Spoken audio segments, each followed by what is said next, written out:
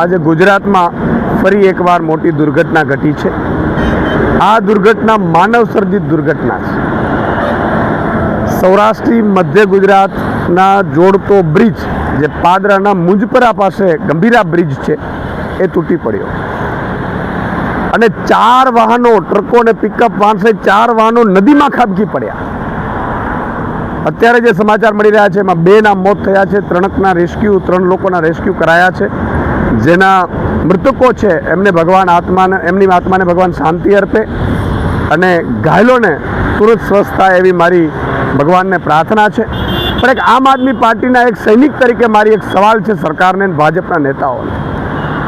Tax જનતા ભરે, tax જનતા એટલા માટે ભરે કે તમને એને વ્યવસ્થા આપો સુદૃઢ, અને વ્યવસ્થા આપવાને બહાને તમને નાણાં આપે અને એ નાણાં ભ્રષ્ટાચાર કરીને તમે ખાઈ જાઓ અને પાછા મરે પણ જનતા।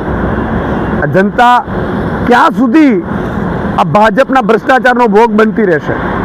આજે કોઈને ત્યાં બ્રિજ ઉપરથી નીકળવું કે બ્રિજ નીચેથી નીકળવું એ અસલામતી ફીલ થાય છે ભાજપના રાજમાં। આ ભાજપે કેવું ગુજરાત બનાવ્યું છે કે જે ગુજરાતમાં લોકો બ્રિજ નીચે ઊભા રહેતા પણ ડરે છે અને બ્રિજ ઉપર ચાલતા પણ ડરે છે। યાર, બ્રિજના બ્રિજ તૂટી જાય અને એ પણ ગંભીર રીતે 2 ભાગ થઈ જાય બ્રિજના, ત્યાં સુધી એમણે એક તો ભ્રષ્ટાચાર કર્યા, બીજા નંબરમાં એ જર્જરિત બ્રિજ છે કે નહીં એની ચકાસણી કોણ કરશે? એ જર્જરિત તો વાહન વ્યવહાર બંધ કેમ ન કર્યું? આ તમામ સવાલ સરકારની સામે ઉપસ્થિત થઈ રહ્યા છે।